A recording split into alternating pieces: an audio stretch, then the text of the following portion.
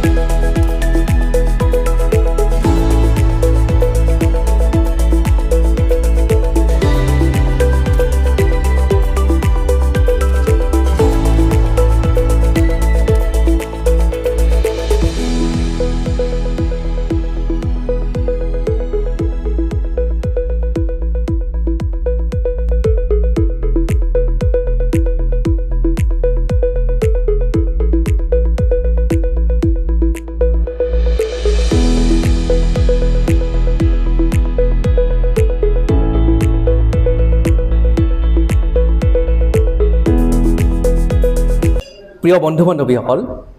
আজি মই কোনজন ব্যক্তিৰ কাষত আহিছোঁ আপোনালোকে তেখেতক চিনি পাইছে। তেখেত হৈছে শৰীৰ চৰ্চাবিদ দিলীপ দেউৰী। দাদা নমস্কাৰ, ৰাম ৰাম বন্ধুসকল। যোৱা বছৰ তেখেতৰ লগত মই এটা ভিডিঅ' বনাইছিলোঁ। তেখেতৰ কিছু কথা জানিছিলোঁ, তেখেতৰ জীৱনৰ কিছু কথা আমি জানিছিলোঁ, কেনেধৰণে তেওঁ এই পৰ্যায়লৈ আজিৰ এই শৰীৰ চৰ্চাৰ এই পৰ্যায়লৈ আহিল। সকলোখিনি কথা আমি যোৱাবাৰৰ সেই ভিডিঅ'টোত ইতিমধ্যে আপোনালোকক অৱগত কৰাইছিলোঁ। আজি পুনৰ তেখেতৰ কাষলৈ আহিছোঁ। তাৰ এটা বিশেষ কাৰণ আছে। যোৱা বছৰ যিধৰণে তেখেতে শৰীৰ চৰ্চা কৰি যেনেধৰণে তেওঁৰ কেইটামান কিতাপ অৰ্জন কৰিবলৈ সক্ষম হৈছিল, এইবেলিও তেখেতে একেই কেইটামান কিতাপ অৰ্জন কৰিবলৈ সক্ষম হৈছে আৰু কেনেধৰণে তেখেতে পুৰস্কৃত হৈছে আমি তেখেতৰ পৰা জানিম। দাদা, আপোনাক মোৰ চেনেললৈ স্বাগতম জনাইছোঁ। ধন্যবাদ। আমি শুনিছোঁ আপুনি এইবেলিও কেইটামান মানে কিতাপ অৰ্জন কৰিবলৈ সক্ষম হৈছে। মাষ্টাৰ আছাম যোৱাবাৰ পাইছিল, এইবাৰ মাষ্টাৰ আছাম বা ইণ্ডিয়া লেভেলৰ কিছুমান কিতাপ অৰ্জন কৰিছে। অকণমান যদি কয় কোন কেইটা কিতাপ অৰ্জন কৰিলে এইবেলি? আচলতে এইবেলি মোৰ খেলা একদম ইচ্ছা নাছিলে, কাৰণ কিয় মাজতে এটা আমাৰ ঘৰুৱা মানে ঘৰৰ দেউতাৰ মানে এটা মানে ষ্ট্ৰোক হৈছিলে, মানে তো খুবেই হতাশ হৈ পৰিছিলোঁ। মই একদম প্ৰিপেৰেশ্যন নাছিলে। মোৰ ভাইটি লিখীয়া মানে দুলীয়াজানৰ এজন মানে মোৰ ভাইটি বুলিয়ে ক'ব লাগিব বন্ধু, তাৰ নাম হ'ল বিনয় সোণোৱাল। তাৰ নামটো মই লেখত ল'বলগীয়া, কাৰণ কিয় তাৰ প্ৰেৰণাতে আজি এইটো বছৰৰ কিতাপখিনি মই মানে অৰ্জন কৰিব সক্ষম হৈছোঁ। কাৰণ কিয় মই এক্সাৰচাইজৰ লগত মানে একদম সময় দিব পৰা নাছিলোঁ, কাৰণ কিয় দেউতাৰ লগত লাগি থাকিব লাগে। ষ্ট্ৰোক হোৱাৰ পিছত জানে এজন মানুহ বিচনাতে থাকে, চ' ভাবাই নাছিলোঁ যে মই এইটো বছৰ খেলিম। কিন্তু সি মোক ফোন কৰিছে যে দাদা দিলীপ দা মই গৈ আছোঁ। প্ৰত্যেক বছৰে সি যেতিয়া প্ৰিপেৰেশ্যন কৰে মানে খেলৰ কাৰণে সি ইয়াত বৰপেটালৈকে আহি যায়, এমাহ দুমাহ থাকে আৰু দুইজনে একেলগে খেলোঁ। চ' সি ক'লে যে আপুনি কৰিবই লাগিব কি খৰচা পাতি সেইটো মই বহন কৰিম আপুনি খেলিবই লাগিব সো তাৰ কাৰণে মই আজি এই কিতাপখিনি অৰ্জন কৰা মানে সক্ষম হৈছোঁ সো বিনয় সোণোৱাল ধন্যবাদ মই এই দীপমণিৰ জৰিয়তে আৰু এটা মোৰ ভাইটি লেখীয়া নৱজিৎ কুমাৰ দাস আচ্ছা তেওঁৰ গাইডেন্সতে মই মানে মোৰ সৰু ভাইটিৰ নিচিনা তথাপি আমি ডিছকাছ কৰোঁ বা মানে কেনেকৈ ডায়েট ল'ব লাগে বা খেলৰ সময়ত মই বহুখিনি হেল্প কৰি মানে আৰু মানে এইবেলি মানে আপুনি কিমানটা কিতাপ অৰ্জন কৰিলে এইবেলি প্ৰথম ষ্টাৰ্টিঙতে মই প্ৰথম জোনাইত গ'লোঁ মোৰ মানে বডি কণ্ডিশ্যন ইমান ভাল নাছিলে জোনাইত লাষ্ট টাইম মই তাতে মাষ্টাৰ্ছত অভাৰঅল পাইছিলোঁ তো এইবাৰ মই সেইখিনি তথাপি মই মাষ্টাৰ্ছত ব্ৰঞ্জ মেডেল ল'লোঁ 3টা ইভেণ্ট খেলিছোঁ তাৰপিছত ক্লাছিক ফিজিকো খেলিছোঁ মানে ক্লাছিকতো পাইছোঁ আৰু মেন বডি বিল্ডিং মানে যিটো ছিনিয়ৰ লেভেলত সেইটোও খেলিছোঁ সেইটো পাইছোঁ তো 3টা প্ৰাইজ পাইছিলোঁ তাতে 3টা পালোঁ তাৰপিছত নেক্সট আৰু এখন আহি কেনে খেলিলোঁ আই ৰিভাৰ ক্লাছিক বুলি এই বড়োলেণ্ড ক্লাছিক তাতে টপ 5ত চিলেক্ট হৈছিলোঁ কিন্তু মেডেল ল'বৰ সক্ষম নহ'ল সেইখন এখন খেল তাৰ নেক্সট আমাৰ বৰপেটাতে মিষ্টাৰ আছামখন হৈছিল আমাৰ মণ্টু দা মনোৰঞ্জন শৰ্মা আৰু মহাদেৱ দাহঁতৰ যিখন এছ'চিয়েশ্যন সেইখনত লাষ্ট টাইম মই মাষ্টাৰ্ছত অভাৰঅল পাইছিলোঁ চ' এইবাৰো খেলিছিলোঁ আমাৰ বৰপেটাতে হৈছিলে আৰু বৰপেটাত মানে মই কেতিয়াও মই কম্পিটিশ্যন কৰা নাছিলোঁ খেল পাতিছিলোঁ মই ইয়াতে মানে নিৰঞ্জন দাস নিতুল দাৰ লগত আমি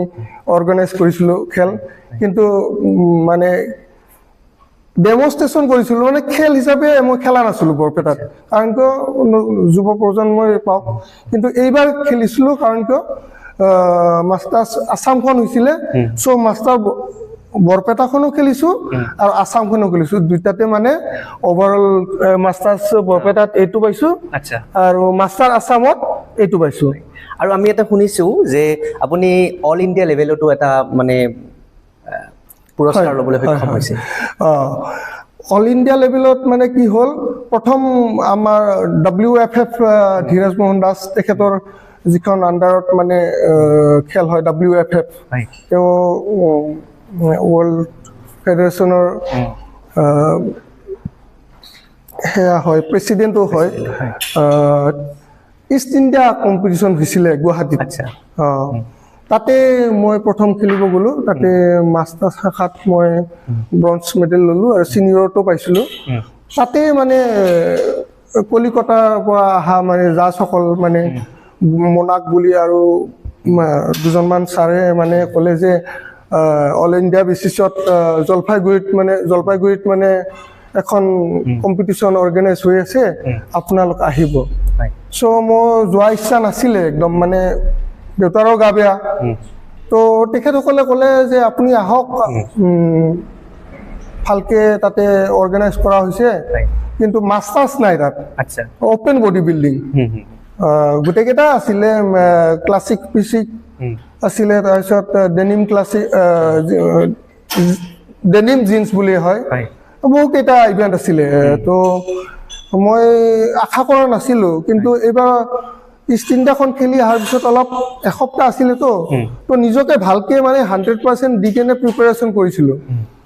চ' জলপাইগুৰিত গ'লোঁ আমাৰ পাৰ্চিপ মোৰতো অকলে যোৱা নাই পাৰ্চিপ মোৰ জিমৰে ষ্টুডেণ্ট তাকো লৈ গ'লোঁ আৰু এজন ল'ৰা সুমন দাস বুলি আমি 3টা গুচি গ'লোঁ মানে তাতে গৈ কেনে খুব ভালেই হ'ল মই 70 কেজি কেটেগৰীত মানে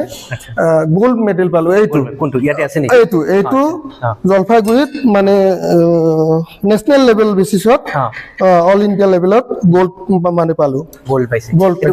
এইটো বৰপেটাবাসীৰ কাৰণে এইটো খুব গৌৰৱৰ কথা তেখেতে গোল্ড মেডেলিষ্ট এইবাৰ পাইছে অল ইণ্ডিয়া লেভেলত নৰ্থ ইষ্ট মানে জলপাইগুৰি ক্লাছিক খেল এবল ক্লাছিক বোলে ক্লাছিক আৰু আমাৰ পিছফালে থকা এই সকলোবোৰ আপুনি কিতাপ লাভ কৰিবলৈ সক্ষম হৈছে এই যোৱাবাৰ আছিলে এইটো মিষ্টাৰ ইণ্ডিয়া আচ্ছা এইটো আছিলে মাষ্টাৰ আছাম সেইটো আছিলে বোকাখাটৰ মাষ্টাৰ আছাম এইটো আমাৰ IBBF-ৰ হয় আৰু এইটো বাৰু আমি পাইছো 2000 এইটো আছে হয় ইষ্ট ইণ্ডিয়াত এইটো ব্ৰঞ্জ মেডেল মাষ্টাৰ্ছত হয় কিছু আমি দেখিছো যে আপোনাৰ কিছুমান পুৰস্কাৰ আপুনি আকৌ আৰু এটা জিম আছে জিমত সজাই থোৱা আছে ইয়াতে এইখিনি মানে এই দুটা বছৰত মানে খেলা মানে এইখিনি আকৌ মানে সেই মানে মোৰ মিছেছে কৈছে যে এইখিনি ঘৰতে ৰাখিম মানে তেওঁ মোক বহুত ধৰণৰ মানে খোৱা পাতিত মানে মই যেতিয়াৰ পৰা ভেজ হৈছো তেতিয়াৰ পৰা মানে আগতেও মানে বহুতখিনি ছাপোৰ্ট কৰে মোক মানে খেলৰ ক্ষেত্ৰত বা গা বিষালে বহুতখিনি হেল্প কৰে মানে খোৱা বনোৱাৰ পৰা মানে বহুতখিনি মানে ছাপোৰ্ট কৰে বা দেউতা মা যিখিনি ভাই বন্ধু আছে চবেই ছাপোৰ্ট কৰে আৰু মোৰ এনেকুৱা এটা বেমাৰ আছে যিটো মানে কোনেও মানে বডি বিল্ডিং কৰিব সাহস নকৰিব মোৰ ভেৰিকজ ভেইন মানে যিটো ভেৰিকজ ভেইন সেইটো তাৰমানে মই যেতিয়া কাৰ্ডিঅ কৰোঁ শিৰবোৰ মানে ফুলি ফুলি আহে ইয়ালৈকে আৰু মই যেতিয়া জোৰে খোজ কাঢ়ো কাৰ্ডিঅ কৰোঁ তেতিয়া মই ইয়ালৈকে চক্স পিন্ধি ল'ব লাগে মানে ইমান মানে সেইকাৰণে মই মিছেছক ধন্যবাদ দিব খোজো ইয়াৰ মানে মাজেদি তোমাৰ ইউটিউব চেনেলৰ মানে ইমান কাপোৰ ওলাই ৰাতিপুৱা যদি এই প্ৰশ্নটো মোৰ মানে আছিলে যে আপুনি ইমানখিনি কষ্টৰ আঁৰত নিশ্চয় এজন ব্যক্তি আপোনাৰ আছে মই সেই ব্যক্তিজনৰ নাম ল'ব খোজো যদি আপুনি প্ৰথমে বৌৰ নামটো ল'বই লাগিব কাৰণ তেওঁ আপোনাক যথেষ্ট পৰিমাণে এই ক্ষেত্ৰত সহায় নকৰিলে হয়তো আপুনি আজি এইখিনি পৰ্যায়লৈ নোৱাৰো কাৰণ কাৰ্ডিঅ কৰি উঠি কেনে ৱৰ্কআউট কৰিব লাগে ৱৰ্কআউট কৰি তাৰপিছত আৰু কাপোৰ ধুবৰ মানে সক্ষম নাথাকে আৰু ৰাতিপুৱা আৰু আবেলি দুইবেলাকে ৱৰ্কআউট কৰা হয় খেলৰ সময়ত আৰু ভেজ হোৱাৰ পৰা মই অলপ কেলৰিজটো বেছি বাৰ্ণ কৰিব লাগে কাৰণ ভেজ ডাইটত মানে অলপ ডাইৰেক্ট মানে প্ৰটিন চ'ৰ্চটো নাহে অলপ হ'লেও ফেট মানে থাকি যায় যেনেকৈ পনীৰ হ'ল বা মানে যিকোনো চয়াবিন বা ৰাজমাহ দালি এনেকুৱা ধৰণৰ বস্তুত মানে 100 পিয়ৰ প্ৰটিনটো নাপায় তাৰমানে ইনক্লুড হৈ থাকে ফেট থাকিব কাৰ্বহাইড্ৰেট থাকিব চ' সেইকাৰণে মানে কাৰ্ডিঅ'টো বেছি কৰিব লাগে তেতিয়াহে হাৰ্ডনেছটো আহে আৰু অলপ মই বস্তু মানে মেডিচিনো কম ইউজ কৰোঁ সেইকাৰণে মানে কষ্টটো বেছি কৰোঁ মেডিচিন কম ইউজ কিন্তু আপুনি যিটো ক'লে যে ভেৰিকোজ ভেইনৰ যিটো প্ৰব্লেম আপোনাৰ আছে কিন্তু এইটো খুব আচলতে আপুনি খুব চেলেঞ্জিং হয় মানে মই যেতিয়া প্ৰথম ধৰাত পৰিছে আজি 15 বছৰমান আগতে তেতিয়া মই 6 মাইলত ৰহমান হস্পিটেলত গৈছিলোঁ তেতিয়া কৈছিলে ডক্টৰে যে এইটো অপাৰেশ্যন কৰিব পাৰি লেজাৰো কৰিব পাৰি কৰিব পাৰিবা কিন্তু তুমি যিটো খেলি আছা হয়তো তোমাৰ অপেন মানে শিৰডাল কাটি উলিয়াই দিয়েতো সেইটো ষ্টেমিনা নাপাবও পাৰা যিমানখিনি পাৰা তুমি চক্স পিন্ধি সেই কৰা চ' ভগৱানৰ কৃপাত তেওঁৰ ব্লেছ আছে মই চক্স পিন্ধিয়ে কৰি আছো বা ৱৰ্কআউটখিনি কৰি থাকিলেই বেছি ভালে থাকে মোৰ আৰু যদি ৱৰ্কআউটটো বন্ধ কৰি দিওঁ তেতিয়াহে মানে মানে লাগি যায় আৰু এটা কথা মানে কি আমাৰ বডি বিল্ডিঙত মানে এটা ৱেটটো বঢ়াব লাগে তেতিয়াহে মাছটো দেখি কিন্তু এই মোৰ ভেৰিকজ ভেইনটোত মই বেছি ৱেট বঢ়াব নোৱাৰো ৱেটটো বাঢ়ি গ'লে মোৰ এই প্ৰব্লেমটো আহি যায় সেইকাৰণে মই অলমষ্ট 70 কেজিতে খেলি থাকোঁ আৰু বা হেভিও নকৰোঁ মানে নৰ্মেল এটা ৱেটত খেলি থাকোঁ আৰু বয়সো হ'ল 47 সেইটোৱে জিমৰ পৰা যেতিয়া কিছু সংখ্যক মানে লোকে কি কৰে জিমৰ পৰা যোৱাৰ পিছত মানে মমো খাই দিব ইচ্ছা কৰে বা ফাষ্ট ফুড খায় বা এনেকুৱা যে কিছুমান ওচৰত পাৰ্টি এখন আছে তাতে যাব লগা হয় আচলতে কোনবোৰ বস্তু গুৰুত্ব দিয়াটো দৰকাৰ জিমৰ পৰা যোৱাৰ পিছত খাদ্যৰ ক্ষেত্ৰত বিশেষকৈ এইটো আচলতে কি হৈছে মানে ক'বলৈ গ'লে মানে মোবাইলতো কিছুমানে মানে কিছুমান মানে যিখিনি মানে ভাল মানে গাইডলাইনত দিয়ে বা সেইখিনিক যিখিনি ফ'ল' কৰে এনেকুৱা কাম কৰিব নোৱাৰে আৰু আজিকালি মানে কিছুমান মানে গাইডলাইন এনেকুৱা ধৰণৰ মানে ভিউৱাৰ্ছ পাৱাৰ কাৰণে মানে যি টি কৈ দিয়ে বা যি টি খাব দিয়ে সেইবিলাক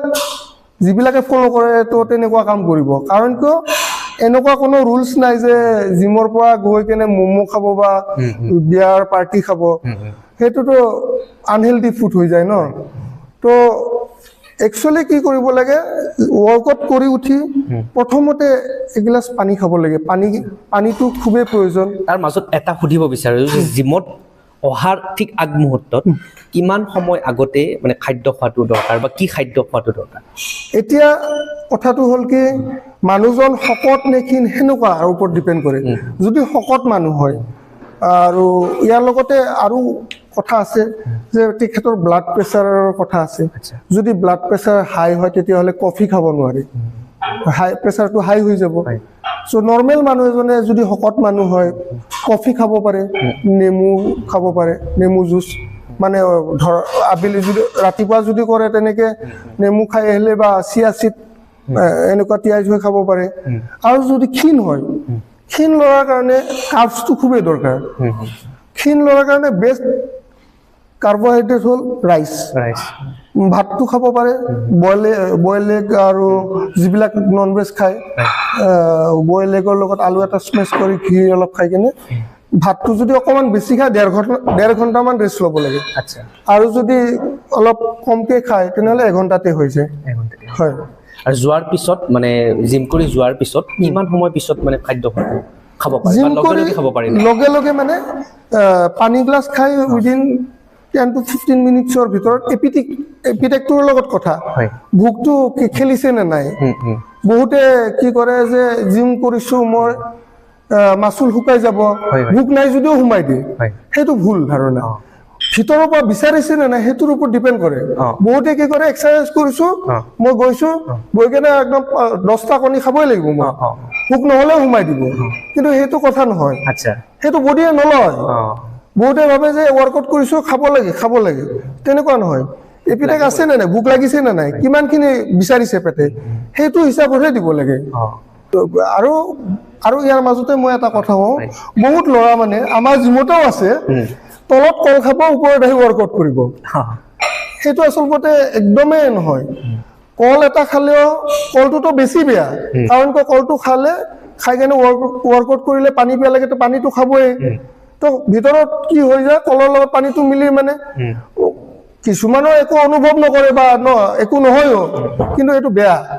মিনিমাম আধা ঘণ্টা আগত খাব লাগে কলটো খাই কেনে তাৰপিছত বা তলত খালে আহি কেনে আধা ঘণ্টা ওপৰত ৰেষ্ট ল'লে বা তাৰপিছতহে ৱৰ্কআউটটো আৰম্ভ কৰিব লাগে সেইটো বহুতে ভুল কৰে বা জিমত বহিয়ে কলটো খালে ৱৰ্কআউট আৰম্ভ কৰি দিলে তেনেকুৱা নহয় তেনেকুৱা কৰিব নালাগে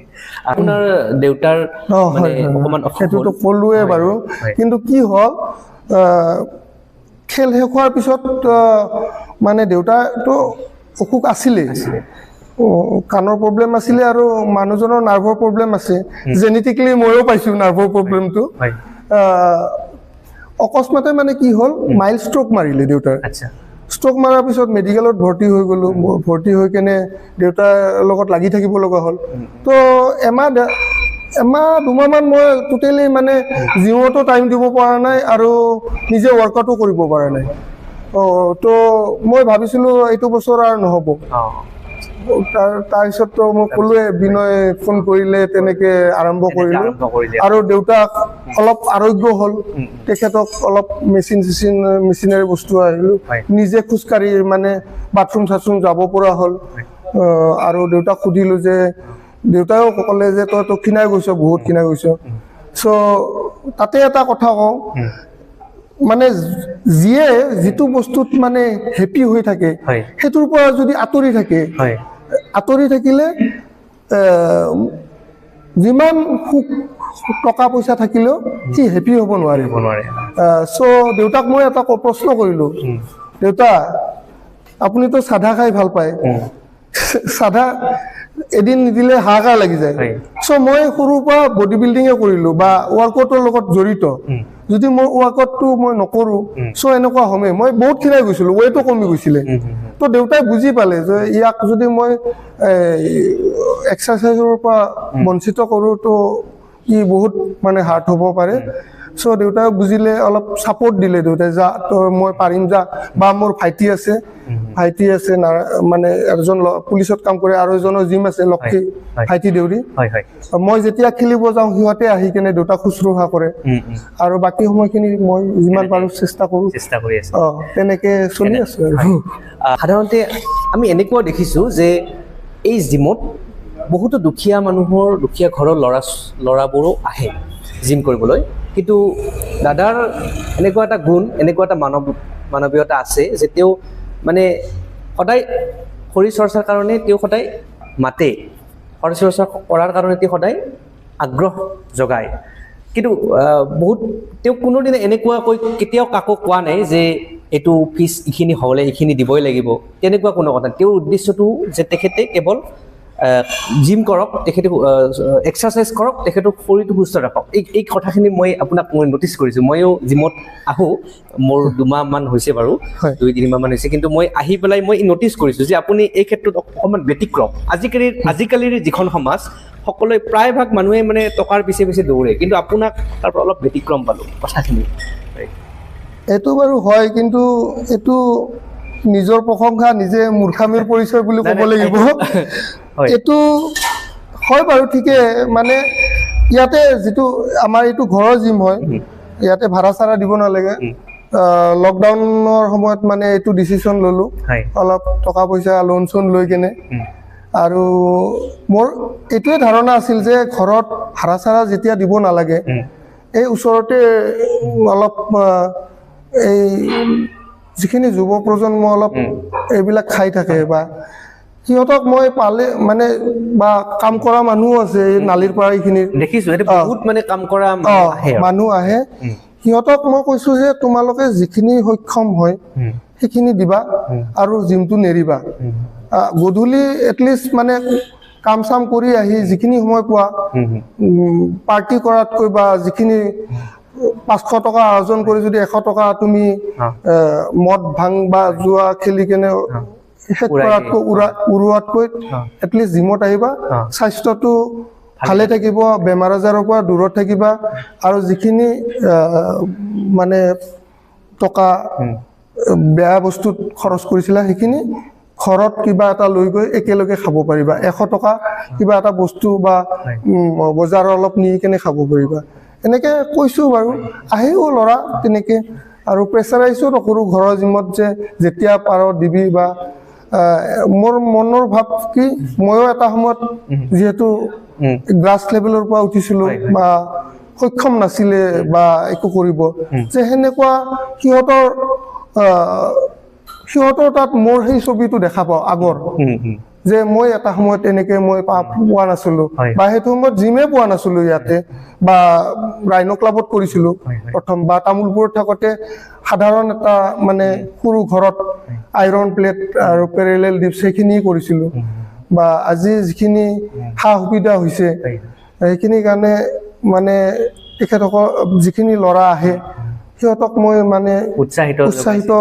কৰিব বিচাৰোঁ আৰু ঠিকে খুব ভাল লাগিল দাদাৰ লগত কথা পাতি